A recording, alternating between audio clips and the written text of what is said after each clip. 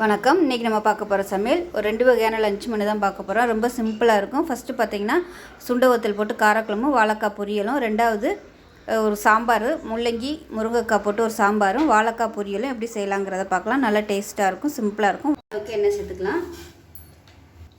இப்போ எண்ணெய் சூடாகும். ஒரு கைப்பிடி அளவுக்கு சுண்டை வத்தல் சேர்த்து நல்லா பொரிச்சு எடுத்துக்கலாம். நல்லா கருகிற அளவுக்கு நல்லா பொரிச்சு எடுக்கணும். அப்போ தான் உங்களுக்கு கசப்பு தெரியாது, நல்லா டேஸ்ட்டாகவும் இருக்கும். இப்போ பாருங்கள், சுண்டை வத்தல் நல்லா வறுபட்டுருச்சு. இப்போ ஒரு கைப்பிடி அளவுக்கு கருவேப்பிலை சேர்க்கலாம். கருவேப்பிலை நல்லா வறுபட்டுருச்சு. இது எல்லாத்தையும் எடுத்துடலாம். இங்கே வெறும் சுண்டை வத்தல் போடுறதுனாலும் போட்டுக்கலாம். கருவேப்பிலை சேர்த்திங்கன்னா டேஸ்ட் சூப்பராக இருக்கும்.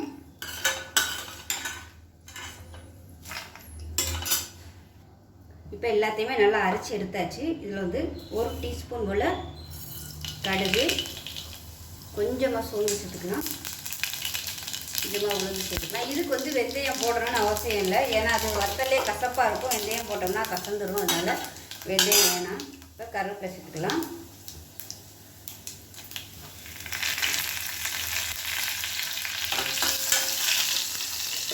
இப்போ இதில் பூண்டு புல் 1 கைப்பிடி எடுத்துருக்கேன், அதையும் சேர்த்துக்கலாம்.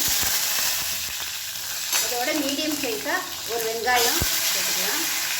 நான் சின்ன வெங்காயமும் பெரிய வெங்காயமும் கலந்து எடுத்துருக்கேன். நீங்கள் சின்ன வெங்காயம் அப்படியே முழுசாக சேர்த்திங்கன்னா டேஸ்ட்டு சூப்பராக இருக்கும்.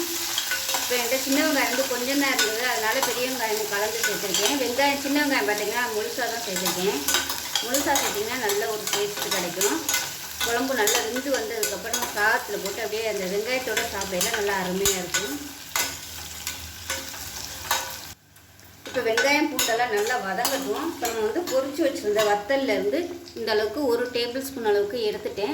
இது நம்ம குழம்புல சும்மா கார்னிஷ்காக போடுறது. மிச்சத்தை பார்த்திங்கன்னா நான் அரைக்க போகிறேன். அதில் 2 டேபிள் ஸ்பூன் துருவன தேங்காய் வச்சுருக்கேன். இதோட இந்த கருவேப்பிலையும் இந்த வத்தலையும் சேர்த்து அரைச்சிக்கலாம். தேங்காய் வச்சு அரைச்சோம்னா தான் இது அரைப்படும், இல்லைன்னா அரைப்படாது. கொஞ்சமாக இருக்கிறதுனால வத்தல்லாம் பார்த்திங்கன்னா அரைப்படாது, ரொம்ப நைஸாக அரைப்படாது. அதனால் தண்ணி ஊற்றி நல்லா நைஸாக அரைச்சிட்டு பார்க்கலாம். இப்போ வெங்காயம் பூண்டு எல்லாமே நல்லா சாஃப்டாக வதங்கிடுச்சு. இப்போ நம்ம பொடி சேர்த்துக்கலாம். நீங்கள் வீட்டில் எந்த பொடி நீங்கள் குழம்புக்கு யூஸ் பண்ணுறீங்களோ அதை சேர்த்துக்கோங்க. இப்போ நான் வைக்கிற குழம்புக்கு தகுந்த மாதிரி சேர்த்துருக்கேன். இதில் மிளகாத்தூள் சேர்த்துக்கலாம். நான் மிளகாத்தூள் தனியாக தான் அரைச்சி வச்சுருக்கேன், அதனால் சேர்த்துக்கிறேன். இந்த குழம்பு கொஞ்சம் காரசாரமாக இருந்தால், நல்ல காரமாக இருந்தால் தான் நல்லாயிருக்கும். அதனால் காரம் கொஞ்சம் அதிகமாகவே சேர்த்துக்கோங்க. நான் வச்சுக்க பொடி இப்போ அரைச்சது காரம் கம்மியாக இருக்குது, அதனால் கொஞ்சம் கூட சேர்த்துருக்கேன். இந்த எண்ணெயில் லேசாக பரட்டி விட்டுட்டோம்னா சீக்கிரமாகவே இந்த பச்சை வாசனையெல்லாம் போயிடும். ரொம்ப நேரம் நம்ம கொதிக்க விடணும் அவசியம் இல்லை. நல்லா வதக்கியாச்சு. இப்போ இதில் மீடியம் சைஸாக 2 தக்காளி அடித்து வச்சுருக்கேன், அதையும் சேர்த்துக்கலாம். இப்போ இதில் எண்ணெய் கொஞ்சம் கம்மியாக இருக்குது, அதனால் எண்ணெய் சேர்த்துக்கிறேன். நல்லெண்ணெய் சேர்த்துக்கலாம். இப்போ நல்லா எண்ணெய் பிரிஞ்சு வரணும். இந்த தக்காளியெல்லாம் பச்சை வாசனை போய் எண்ணெய் பிரிஞ்சு வரணும். இப்போ மசாலா நல்லா வதங்கிருச்சு. இப்போ தண்ணி சேர்த்துக்கலாம். திக்னஸை பார்த்துட்டு தண்ணி சேர்த்துக்கோங்க. புளி தண்ணி வேறு சேர்க்கணும். நல்லா கலந்து விட்றலாம். நான் குழம்பு கொஞ்சம் கெட்டியாக தான் வச்சுருக்கேன். நீங்கள் தண்ணியாக வேணும்னு நினச்சிங்கன்னா அது தகுந்த மாதிரி தண்ணி வச்சுக்கோங்க.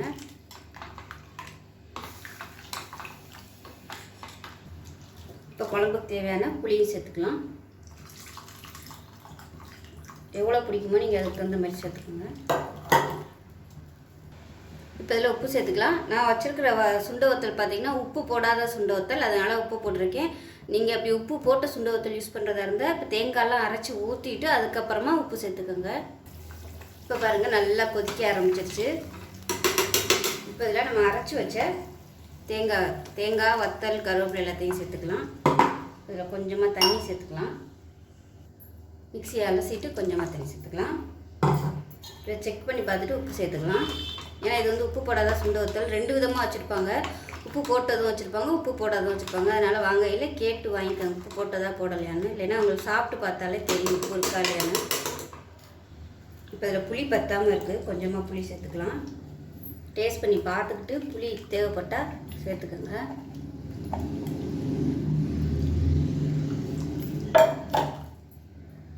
நல்லா கலந்து விட்டுடலாம். இது பொதுவாக காரக்குழம்பு வத்த குழம்புங்கிறதுனால உப்பு புளி காரம் இது கொஞ்சம் தூக்கலாக இருந்தால் தான் நல்லாயிருக்கும். உப்பு தான் கொஞ்சம் பத்தாத மாதிரி இருக்குது. பத்தலைன்னா அப்புறமா போட்டுக்கலாம். இப்போ நம்ம வந்து தனியாக எடுத்து வச்சுருந்து அந்த சுண்டவரத்துலேயும் சேர்த்துடலாம். சேர்த்துட்டு மூடி வச்சிடலாம். மூடி வச்சுட்டு நல்லா ஒரு 3-4 விசில் விட்டுறணும். விட்டுட்டு பார்க்கலாம். குழம்பு நல்லா கொதித்து வற்றி வந்துடும். கடாயில் போட்டு கொதிக்க விடுறதுக்கு பதிலாக இந்த மாதிரி குக்கரில் வச்சிட்டிங்கன்னா உங்களுக்கு சீக்கிரமாகவே வற்றிடும், கேஸும் மிச்சமாகும். இப்போ வாழைக்காய் பொரியல் பண்ணுறதுக்கு தண்ணி நல்லா கொதிச்சுட்ருக்கு. இப்போ வாழைக்காயை வந்து இதில் சேர்த்துடலாம். இப்போ இதில் மஞ்சத்தூள் சேர்த்துக்கலாம், உப்பு சேர்த்துக்கலாம். வாழைக்காய் நல்லா வெந்துருச்சு, ரொம்ப குழையிற அளவுக்கு வேக விடக்கூடாது. இப்போ இதை வந்து வடிச்சிடலாம். இப்போ பேன் எடுத்துக்கலாம். தேவையான அளவுக்கு எண்ணெய் சேர்த்துக்கலாம். எண்ணெய் சூடானதும் கடுகு சேர்த்துக்கலாம், உளுந்து சேர்த்துக்கலாம், 2 டேபிள் ஸ்பூன் கடலைப்பருப்பு சேர்த்துக்கலாம். இப்போ பாருங்கள் எல்லாமே நல்லா பொரிய ஆரம்பிக்குது, ரொம்ப கருக விட்டுறக்கூடாது. இப்போ இந்த ஸ்டேஜில் ஒரு வரமிளகாயை கிண்டிட்டு சேர்த்துக்கலாம். அதோட 2 பச்சை மிளகா பொடியாக கட் பண்ணி சேர்த்துக்கலாம். இப்போ கருவேப்பிலை சேர்த்துக்கலாம். இதில் வெங்காயம் சேர்த்துக்கலாம்.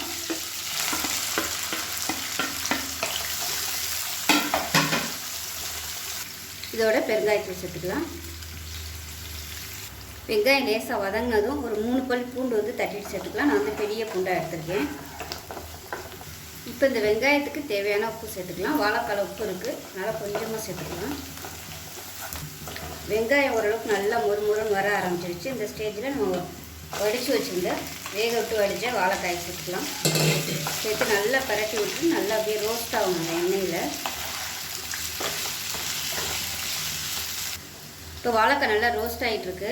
இப்போ இதில் ஒரு 2 டேபிள் ஸ்பூன் துருவன தேங்காய், ஒரு பச்சை மிளகாய், கொஞ்சம் சீரகம் எல்லாத்தையும் சேர்த்துருக்கேன். இது வந்து நல்லா குறை அரைச்சிக்கலாம். தண்ணியெல்லாம் ஊற்ற வேணால், சும்மா அப்படியே ஒரு 2 சுற்று சுற்றிட்டு எடுத்துக்கலாம்.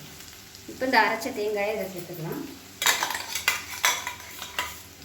சேர்த்து நல்லா பரட்டி விட்டுக்கலாம். இதில் உப்பு கம்மியாக இருக்குது, நல்லா கொஞ்சமாக உப்பு சேர்த்துக்கலாம். இப்போ வாழைக்காய் பொரியல் அருமையாக ரெடி ஆகிடுச்சு. கடைசியாக கொத்தமல்லி இலை நல்லா பொடியாக கட் பண்ணிவிட்டு மேலாப்பில் சேர்த்துக்கலாம்.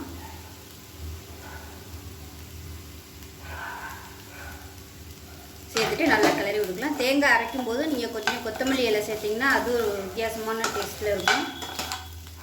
அவ்வளோதான், அமர்த்திடலாம். நம்மளோட வத்த குழம்பு எப்படி இருக்குன்னு பார்க்கலாம்.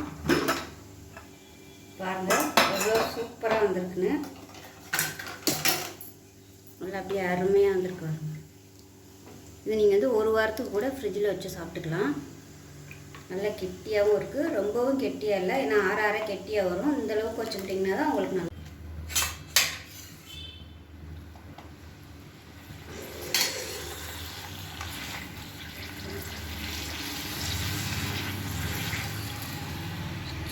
இப்போ பாருங்கள், சாதம், அருமையான வத்த குழம்பு, வாழைக்காய் பொரியல் சூப்பராக ரெடி ஆயிடுச்சு. இதோட காம்பினேஷன் பார்த்திங்கன்னா அப்பளம் செம்ம காம்பினேஷனாக இருக்கும். விருப்பப்பட்டால் நீங்கள் ஒரு முட்டை ஆம்லேட் கூட வச்சுக்கலாம். ஸோ இந்த லஞ்ச் மணி பிடிச்சிச்சுன்னா லைக் பண்ணுங்கள், கமெண்ட் பண்ணுங்கள், சேனலை சப்ஸ்கிரைப் பண்ணுங்கள், பக்கத்தில் பெல் பட்டனையும் ப்ரெஸ் பண்ணுங்கள். நன்றி. எல்லாங்கிறத பார்க்கலாம். வந்து சாம்பாருக்கு பருப்பு வந்து நான் முன்னாடியே வேக வச்சுட்டேன். இதில் பார்த்தீங்கன்னா மஞ்சத்தூள், கொஞ்சமாக வெந்தயம், ஒரு 2 சொட்டு எண்ணெய் விட்டு நல்லா அந்த அளவுக்கு வேக விட்டு எடுத்து வச்சுருக்கேன். நல்லா மலர்ந்துருச்சு. வேக வைக்கிறதுக்கு முன்னாடி ஒரு 1/4 மணி நேரம் ஊற வச்சுட்டு தான் நான் வந்து வேக விட்டேன். அப்போ தான் சீக்கிரம் வந்து மசிங்கிறதுனால. இப்போ வந்து தண்ணி சேர்த்துக்கலாம். இப்போ நம்ம சாம்பார் வந்து நீங்கள் எவ்வளோ வைக்க போகிறீங்களோ அதுக்கு தகுந்த மாதிரி தண்ணி சேர்த்துக்கோங்க. இப்போ நான் வந்து ஒரு 1/2 லிட்டர் அளவுக்கு தண்ணி சேர்த்துருக்கேன். இந்த தண்ணி வந்து கொதிக்கட்டும். இப்போ தண்ணி நல்லா சூடாக ஆரம்பிச்சிருச்சு. இதில் பார்த்தீங்கன்னா சின்ன நெல்லிக்காய் சைஸுக்கு புளி எடுத்துருக்கேன். அந்த தண்ணியில் கொஞ்சம் விட்டு ஊற வச்சுக்கலாம்.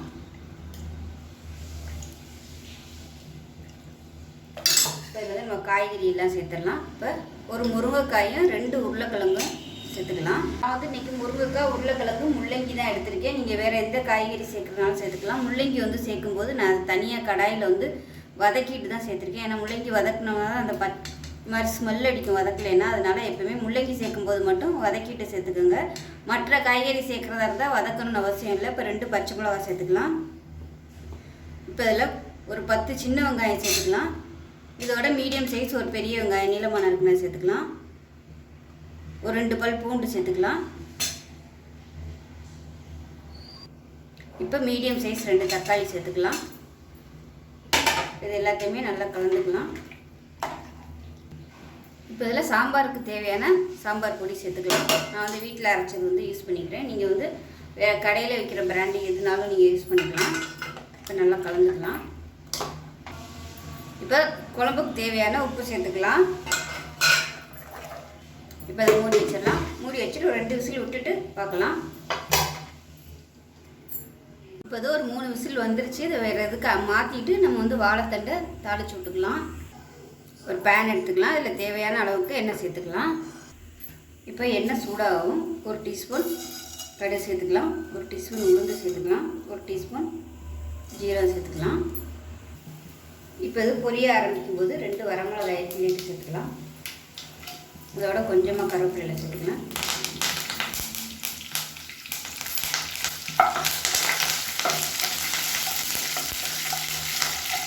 இப்போ இதில் சின்ன வெங்காயம் வந்து நறுக்கி வச்சுருக்கேன் பொடியை, அதையும் சேர்த்துக்கலாம். இது கூடவே ஒரு 3 பல் பூண்டு நறுக்கி வச்சுருக்கேன், அதையும் சேர்த்துக்கலாம்.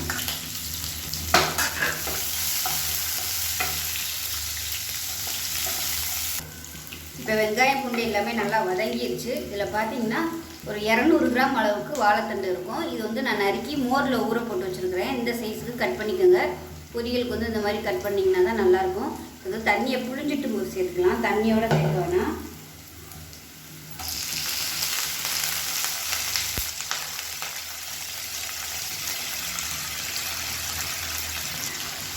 இப்போ அதை நல்லா வதக்கி விட்டுக்கலாம்.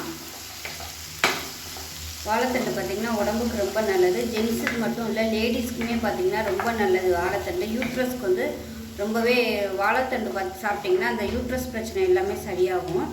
அதாவது கர்ப்பப்பையில் உள்ள கழிவுகளை வந்து வெளியேற்றுறதுக்கு வாழைத்தண்டு வந்து சாப்பிட்லான்னு சொல்லுவாங்க. சாப்பிட்டோம்னா அந்த போகாமல் இருக்கிற அந்த ப்ளீடிங் இதெல்லாம் வந்து போகும் அப்படின்னு சொல்லுவாங்க. அதனால் கர்ப்பப்பை பிரச்சனை இருக்கிறவங்க வந்து வாழைத்தண்டு அதிகமாக எடுத்துக்கலாம். நீர்க்கட்டி பிரச்சனை இருக்கவங்களாம் தாராளமாக சாப்பிடலாம். அந்த பிரச்சனையே வராது வாழைத்தண்டு வந்து அதிகமாக எடுத்துக்கும் போது. ஆனால் கன்சீவாக ஸ்டார்டிங் ஸ்டேஜில் இருக்கிறவங்க வந்து வாழைத்தண்டு வந்து எடுத்துக்க வேணாம். மற்றபடி எல்லாருமே சாப்பிட்லாம். சில பேர் பார்த்திங்கன்னா பொம்பளை பிள்ளை வந்து ரொம்ப ஏஜ் ஆகிருக்கும், ஆனால் ஏஜ் அட்டன் பண்ணலை அப்படின்னு அந்த மாதிரி பிள்ளைகளுக்கெல்லாம் பார்த்திங்கன்னா வாழைத்தண்டு கொடுத்திங்கன்னா சீக்கிரமாகவே ஏஜ் அட்டன் பண்ணிடுவாங்க. ஏன்னா வாரத்தில் ஒரு நாளாவது நம்ம வந்து வாழைத்தண்டு எடுத்துக்கிறது நல்லது. நல்லா வதக்கி விட்டாச்சு. தண்ணி ஊற்றலை, அதிலருந்தே தண்ணி ஊற்றணும். இப்போ இதில் ஒரு 1/2 டேபிள் ஸ்பூன் மிளகாத்தூள் சேர்த்துக்கலாம். 1/4 டேபிள் ஸ்பூன் மஞ்சள் தூள் சேர்த்துக்கலாம். வரமிளகா சேர்த்துருக்கோம். தேங்காய் அரைக்கும் போதும் பச்சை மிளகா வந்து நம்ம போட்டு அரைக்க போகிறோம். அதனால் காரம் வந்து பார்த்துக்கிட்டு சேர்த்துக்கோங்க. இதுக்கு வந்து தண்ணி ஊற்றி வேக விடணும் அவசியம் இல்லை. இந்த தண்ணியிலே வந்து அது சீக்கிரமாகவே வெந்துடும். வாழைத்தண்டு வாங்கும்போது மட்டும் முத்தலாக இல்லாமல் நல்லா பிஞ்சாக பார்த்து வாங்கிக்கோங்க. தெரியாதவங்க வாழைத்தண்டு எப்படி வாங்குறதுன்னு தெரியலைன்னா வாழைத்தண்டை எடுத்து நீங்கள் நகத்தை வச்சு அமுக்கி பார்த்தீங்கன்னா உங்களுக்கு அதிலேருந்து அப்படியே தண்ணி ஆட்டம் வரும். அந்த மாதிரி இருந்துச்சுன்னா நல்லா பிஞ்சாக இருக்குன்னு அர்த்தம். அதாவது அமுங்குறதுக்கும் நல்லா டக்குன்னு உள்ளே இறங்கிடும். அந்த மாதிரி இருந்துச்சுன்னா நல்லா பிஞ்சாக இருக்குன்னு அர்த்தம். இப்போ இது வந்து வேகட்டும். உப்பு சேர்த்துக்கலாம். 1/2 டேபிள் ஸ்பூன் உப்பு சேர்த்துக்கலாம். மீடியமான ஃப்ளேமில் வேகட்டும். மூடி வச்சிடலாம். இப்போ இதுக்கு வந்து தேங்காய் பேஸ்ட் ரெடி பண்ணிக்கலாம். இதில் பார்த்தீங்கன்னா ஒரு 3லேருந்து 4 ஸ்பூன் அளவுக்கு தேங்காய், துருவன தேங்காய் எடுத்துருக்கேன். 2 வெங்காயம், 1 டீஸ்பூன் சீரகம், 1 பச்சை மிளகாய், இதோட கொஞ்சமாக கொத்தமல்லியில் சேர்த்துக்கலாம். ஸோ இந்த மசாலா தான் இதுக்கு வந்து நல்ல ஒரு டேஸ்ட்டு கொடுக்கும். இதை வந்து தண்ணி ஊற்றாமல் குறைன்னு அரைச்சிக்கலாம். இப்போ வாழைத்தண்டு வெந்துகிட்ருக்கு. பார்த்திங்கன்னா வாழைத்தண்டு வெந்துகிட்ருக்கு. இந்த ஸ்டேஜில் ஒரு 50 கிராம் அளவுக்கு தோரம்பருப்பு வந்து இந்த மாதிரி வேக விட்டு எடுத்துக்கோங்க. ரொம்பவும் குழையக்கூடாது. இந்த மாதிரி நெத்திரத்தாக இருந்தால் தான் நல்லாயிருக்கும். இப்போ இதை மட்டும் எடுத்து இதோட சேர்த்துக்கலாம். சில பேர் பாசிப்பருப்பு போடுவாங்க. பாசிப்பருப்பு போடுறதுனாலும் நீங்கள் போட்டுக்கலாம். இதையும் சேர்த்து நல்லா மிக்ஸ் பண்ணி விட்டுக்கலாம். அதில் கொஞ்சோண்டு தான் தண்ணி இருக்குது. அந்த தண்ணியோடு அப்படியே நான் சேர்த்துக்க வேஸ்ட் பண்ண வேணாம், வற்றிடும். இப்போ கலந்து விட்டுட்டு திருப்பி நம்ம வேக விட்டுக்கலாம். மூடி விட்டுக்கலாம். இப்போ வாழைக்காய் எப்படி இருக்குன்னு பார்க்கலாம். சாரி, வாழைத்தண்டு எப்படி இருக்குன்னு பார்க்கலாம். இப்போ பாருங்கள், நல்லா வெந்துருச்சு. இப்போ இந்த சமயத்தில் செக் பண்ணி பார்த்துக்கோங்க. நல்லா சாஃப்டாக இருக்கணும். நரிச்சுன்னு இருந்துச்சுன்னா லைட்டாக தண்ணி தெளித்து வேக விட்டுக்கோங்க. இப்போ நம்ம அரைச்சி வச்சு அந்த தேங்காய் மசாலா சேர்த்துக்கலாம். ஸோ நான் வந்து இன்றைக்கி தேங்காய் கொஞ்சம் அதிகம் தான் சேர்த்தேன். ஃப்ரிட்ஜில் கொஞ்சோண்டு தான் இருந்துச்சு, அதனால் எல்லாத்தையுமே சேர்த்துட்டேன். அது மட்டும் என்னத்தை ஃப்ரிட்ஜில் வைக்கிறதுன்னு இங்கே கொஞ்சம் கம்மியாகவே சேர்த்துக்கிறேன் இந்த தேங்காய்.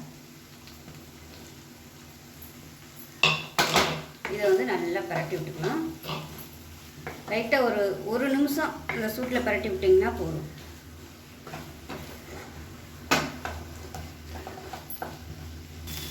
அவ்வளோதான். தேங்காய் சேர்க்கும்போது மட்டும் நல்லா ஹை ஃப்ளேமில் வச்சு நல்லா பரட்டி விட்டுக்கோங்க, இல்லைன்னா உங்களுக்கு அப்படியே குழஞ்சி போகும்.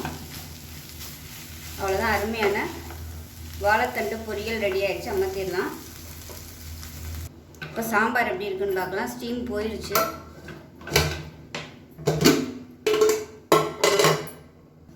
இப்போ அடுப்பை ஆன் பண்ணிக்கோங்க. ஆன் பண்ணிவிட்டு புளி தண்ணி வந்து சேர்த்துக்கலாம். எவ்வளோ தேவையோ அதுக்கு தகுந்த மாதிரி சேர்த்துக்கோங்க. இப்போ புளி சேர்த்துட்டு புளியோட பச்சை வாசனை போக கொதிக்க விட்டுக்கலாம். முள்ளங்கி சாம்பார் வந்து எப்போவுமே கொஞ்சம் தண்ணியாக தான் வரும். நம்ம பொடி போடையில் கொஞ்சம் எப்போயுமே கொஞ்சம் அதிகமாக போட்டுக்கணும், இல்லை பருப்பு அதிகமாக போட்டுக்கணும். ஏன்னா முள்ளங்கியும் தண்ணி விட்டு வரும், அதனால் சாம்பார் வந்து கொஞ்சம் தண்ணியாக தான் இருக்கும். வைக்கையில் நம்ம பார்த்து வச்சுக்கணும். கொதிக்கட்டும். உப்பு கம்மியாக இருக்குது, உப்பு சேர்த்துக்கலாம். இதில் பார்த்தீங்கன்னா முருங்கைக்காலாம் நல்லா வெந்துருச்சு. இந்த மெத்தட் பார்த்தீங்கன்னா பிகினர்ஸாக சமைக்கிறவங்களுக்கு இது வந்து இந்த மாதிரி சாம்பார் வைக்கையில் ஈஸியாக இருக்கும். ஏன்னா பொடியெல்லாம் நல்லா கொதிக்க விடணும், இல்லைன்னா பொடி வாடை அடிக்கும். இந்த மெத்தடில் நம்ம ஒரு 3 விசில் வச்சு எடுக்கும்போது காய்கறியுமே நல்லா வெந்துடும், அந்த பொடியோட பச்சை வாசனையுமே போயிடும். ரொம்ப நேரம் கொதிக்க விடணும்னு அவசியம் இல்லை, டக்குன்னு வேலை முடிஞ்சிடும். இப்போ புளி ஊற்றி நல்லா கொதிக்க விட்டாச்சு. இப்போ நம்ம வந்து தாளிப்பு கொடுத்துடலாம். இப்போ தாளிக்கிற பேன் எடுத்துக்கலாம். நான் வந்து இன்றைக்கி நெய்யில் தான் தாளிக்க போகிறேன். எண்ணெயும் கொஞ்சம் விட்டுக்கலாம். எண்ணெய் சூடானதும் கடுகு, உளுந்து, சீரகம், வெந்தயம் சேர்த்துக்கலாம். வெந்தயம் வந்து கொஞ்சமாக சேர்த்துக்கோங்க. இதோட வரமிளகாய் சேர்த்துக்கலாம். கடுகு பொரிய ஆரம்பிக்கவும் கருவேப்பிலை சேர்த்துக்கலாம். இதோட ஒரு கைப்பிடி அளவுக்கு சின்ன வெங்காயம் சேர்த்துக்கலாம்.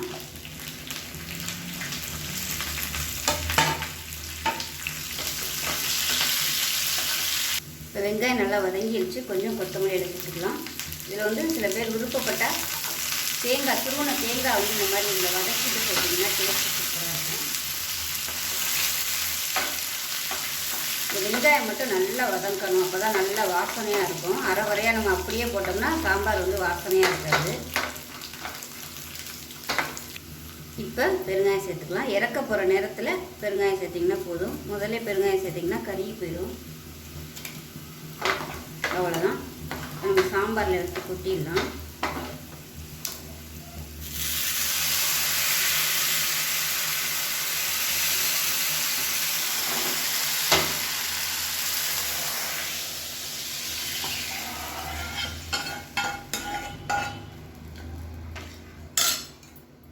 அவ்வளோதான், சாம்பார் ரெடி ஆயிடுச்சு. இப்போ கொத்தமல்லியில் சேர்த்துக்கலாம். கொத்தமல்லியில் சேர்த்துட்டு கலந்துட்டு அப்படியே மூடி விட்டுருங்க. எனக்கு சாம்பார் ரெடி ஆயிடுச்சு. இப்போ பாருங்கள், முருங்கைக்காய் முள்ளங்கி போட்ட சாம்பார் சூப்பராக ரெடி ஆயிடுச்சு. ஒரு சிம்பிளான மெத்தடில் எப்படி நம்ம குயிக்காக ஒரு ப்ரெஷர் குக்கரில் பண்ணலாம் அப்படிங்கிறது வந்து அந்த வீடியோவில் வந்து சொல்லியிருக்கேன்.